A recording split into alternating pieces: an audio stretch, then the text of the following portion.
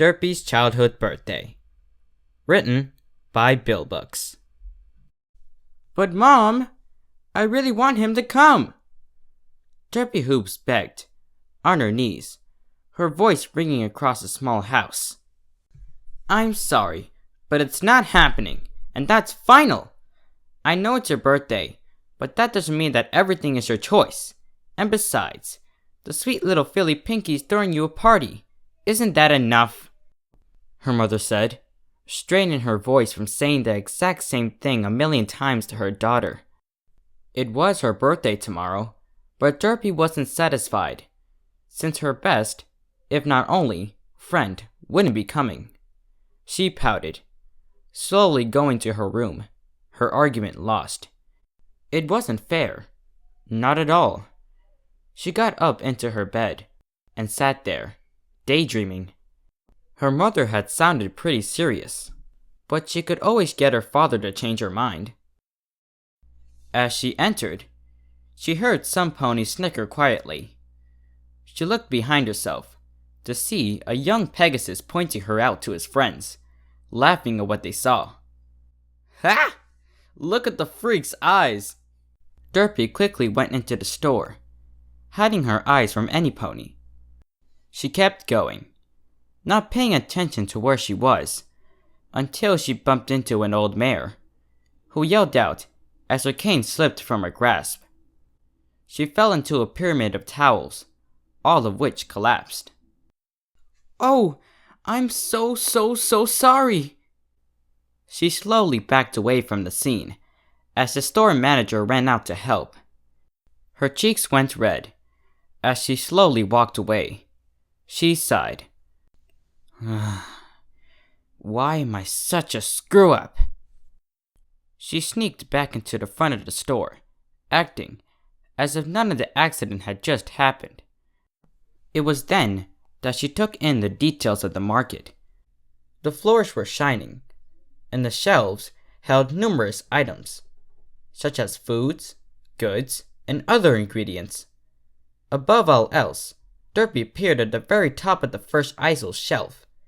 She licked her lips, forgetting about what had happened earlier, thinking of how good it would taste, how delicious, scrumptious, flavorful, rich, and savory they would be. She stared at its bronze surface, and the sparkling stars of blue that were embedded on the top. Muffins! She squealed, immediately staring at them, her mouth watering. Droplets of reflected saliva dropped from her mouth, reproducing an image of the treats above her head. She immediately started working her tiny wings, her hooves slowly raising above the floor. She kept staring at it, going faster, coming closer and closer and closer, until she crashed into a brown wall, spinning back towards the ground. The brown wall retracted, and Derpy followed its path to a brown stallion, going miles a minute saying apologies. Oh geez, are you hurt? Are you okay? How many muffins am I holding up? He held up 2 muffins, waving them across her eyes. Derpy immediately jumped up and chomped on one, taking a large bite out of its glistering top. Thank you, mister, she stated, getting back up. Her legs wobbled a bit, but the stranger laid a hoof on her, steadying her. She inspected him more thoroughly now. He had a chocolate-colored mane, with a lighter-colored fur. His cutie mark resembled an hourglass, and he wore a green tie. Being shy, she immediately started to trot off to find her father. Then, a light bulb came onto her head. She turned around and jumped at the kind stranger. Oh, do you want to come to my birthday party? Why, when is it? He replied, smiling at Derpy. Tomorrow. I'll gladly come. He paused for a moment there, because she stared at him for a moment, or at least it seemed so with her eyes. Well? She asked, after the moment of stasis. "You aren't just gonna walk away or make fun of me?" The stranger looked at her, puzzled. Why would I do that?" Derpy opened her mouth, but decided against saying something. "What's your name, mister? Mine is Derpy," she asked, bouncing around him. "I'm the doctor," he said, with an air of confidence. Derpy stopped for a moment, waiting for him to finish. "The doctor of what?"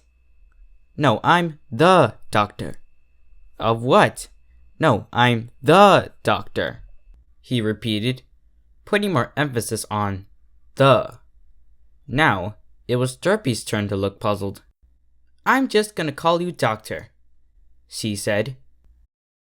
"You wanna come home with me?" She had completely forgotten of her father, and she really didn't need his opinion, since Derpy had someone to replace the open slot of her birthday party. "Sure, I really was just browsing," he responded, walking with her.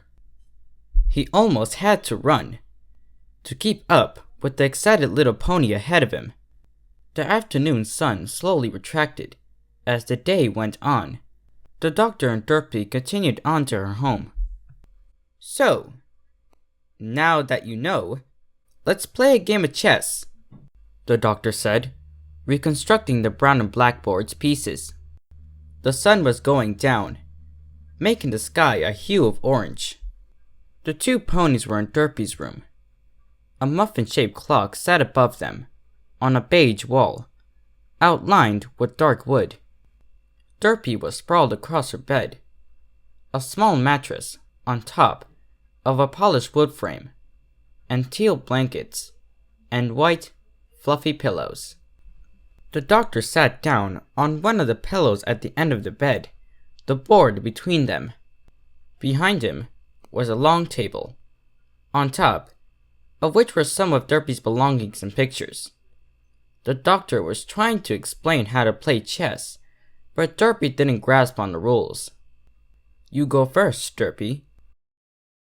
"Okay." She grabbed a horse piece and ran it around the board, crashing into all the other pieces. Every single piece was in utter disarray when she was done. "Did I win?" she asked, beaming. Not exactly." A knock sounded on the door, and Derpy's mother put her head on the door. "Sweetums, I believe it's time to go to bed now." "Okay, Mom. Bye, Doctor." She hopped to the head of the bed and slid under the covers. "Goodbye, Derpy," he said, walking out the door. He passed Derpy's mother and walked out into the street, and then disappeared. "Good night, Derpy," the mother whispered, closing the door and turning off the light. Derpy was encompassed in blackness. Everything was silent, and she slowly fell asleep. The next day. "Derpy. Wake up, Derpy." She shifted in her sleep, woke up, and saw her mother's face looking down at her. A white smile was on her face, and next to that was another, which belonged to her father. It wasn't white, with the red and purple jam stain and whatnot, but it was still a great sight to wake up to. "Happy birthday," they declared in unison, their smiles infectious, as Derpy's mouth twisted into one. "It's my birthday!" she squeaked, immediately awake and jumping around the room. She bounced off the walls in euphoria, before getting tuckered out. She stared out at the window, and saw one of the greatest things she ever seen. Tables formed a rectangle outside, each one with a muffin-patterned cloth. They held gifts, food, and more. Some of her mother's friends were there, as well as their kids. But above all else, the doctor stood in the middle, holding his present, rather than putting it on the table. Farther on was Pinkie Pie, with a large audience watching her juggle 10 party hats, throwing them out to ponies as she went. Over her head were steel poles soaring upwards. with strings connected them, having bright flags on them. Even further were their neighbors' homes, the town hall, Sugar Cube Corner, more houses, and the mountains that were far away.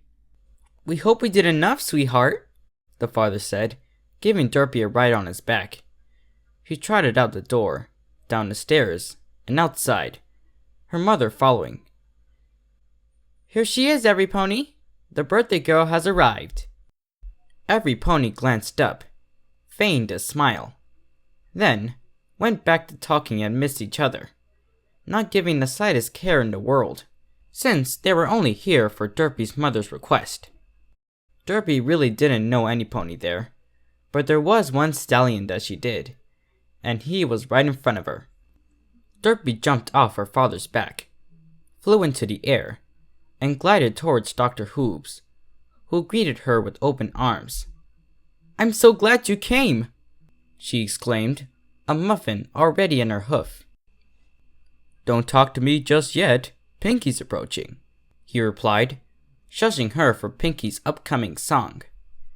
Pinkie Pie then approached them, juggling muffins now and running on a beach ball, spinning it to move. She opened her mouth into a great, big, beaming smile and started singing in a fast pace. "Hey, guess whose birthday it is today? It's your own, and no happiness will be put at bay. Today's your day, and you can do whatever you like, because anyone saying otherwise can just go take a hike. Because what is your name? What is your name? Parties with names are never the same. If you tell me, you'll get an icy or a slurpee. Oh, what's that? Your name is Derpy." Confetti exploded around her, and she danced around Derpy, throwing muffins in the air so that Derpy could fly and get them. The happiness on her face was more than Pinky's. Once she finished off the muffins, the doctor walked up. "Here, this is something I thought you'd like."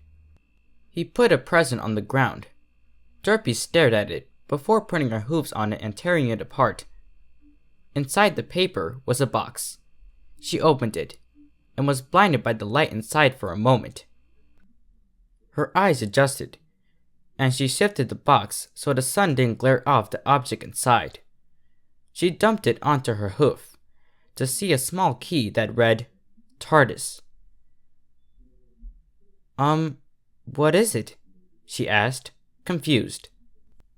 "Here, follow me," he responded, walking behind her house.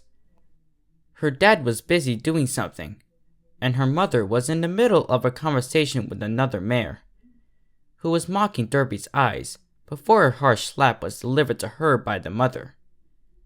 "I am going to show you the most amazing thing you've ever seen." He covered her eyes and walked her over. "Ta-da!" he exclaimed, removing his hooves. Derpy was confused once again, because what stood in front of her was a blue box with white windows around it, and on top of it, it said, "Police Pony Box." "I still don't get it," she said, one eye drooping down. "Ah, but that's because you haven't seen the inside. I'll only show you a peek." He opened the door of the blue box, just a crack, and Derpy gasped in amazement to see a huge room with technology everywhere. "This is the TARDIS, which is partially my home. You may enter it whenever you like with that key, but not today. After all, you still have a lot of partying to do, don't you?" He flashed her a smile. "Thank you, thank you, thank you, thank you, thank you!" she screamed out, flying in circles around him. They both walked back to the front and kept partying. Derpy never mentioned the box to her parents, but after that day, she did go inside it, and it turned out that it was a time-traveling device. They traveled far and wide for the years that came, solving problems and learning lessons. The end. Hello, River Pony. Snogwritts here. Congratulations on making it to the end of this video. As always, I definitely enjoy bringing this fic to all of you. Alrighty then, let's start reviewing this fic. Okay, so here's this. Now this fic starts with a drama between Derpy and her mother, which is a great way to start this fic, because not only will the reader get interested in your story, but they would want to read more to see what's going on, and I believe that's a very good strategy to how to hook your reader into your story. I believe the author did a really good job writing this fic, and the plot overall flows, but not entirely. What really bugs me as the reader is, well, there is that one scene where Derpy was with the doctor in a room, and at the time when I was reading it, it didn't really make sense. Why? Well, specifically, the author didn't explain how the mother would let a grown stallion that is completely a stranger to play with her daughter. This is an example of a missing detail, and notably enough, it's a common mistake. Make sure to explain why things happen in a short brief explanation or a long one, so the reader doesn't get confused. Out of all costs, you definitely don't want to make the reader confused, as that will probably motivate them to stop reading. As imaginative as writing could be, it still has to stick to reality, so make sure to keep that in mind. In fact, the details in this story can use a little more figurative language and descriptive words. This will not only develop the tone that this story actually needs more of, but me as the reader, I kind of felt like a lot of areas can use more details, especially since I can relate to Derpy as a character, which actually motivated me to keep reading. My suggestion to the author is to not only add more details on a lot of areas, but use Derpy as to his advantage, because notably enough, Derpy is one of the most relatable characters you can find in MLP fanfictions today, and to motivate the reader to keep reading and to get interested in your story, I think you should try using more detailed words and figurative language, of course. Overall, this fic has a lot of potential to be a really good one, although it can use a lot of edits to make it a lot better. Alright, let's wrap this video up. So, remember when you write something, make sure it actually makes sense so the reader doesn't left out hanging and being confused about what you're trying to say. Trust me when I say this will actually help you on the long run. Alrighty then.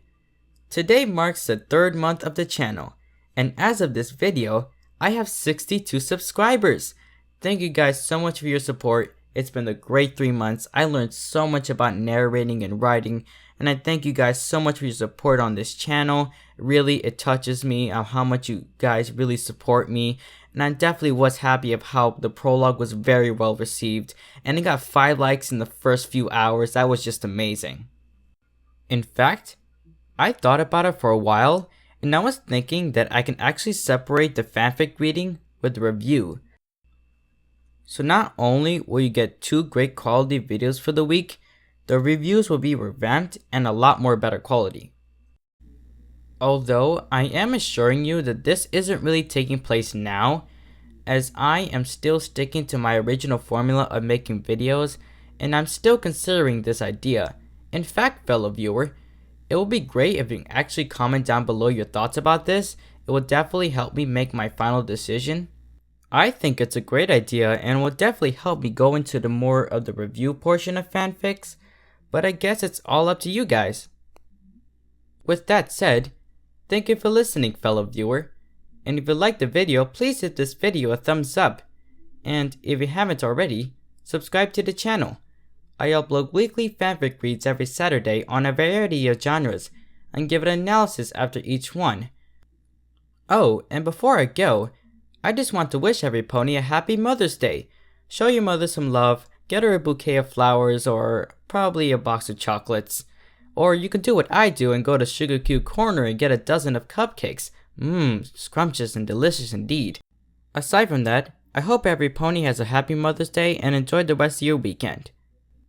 Alright, that's it for me. This is Snogwritts, signing out.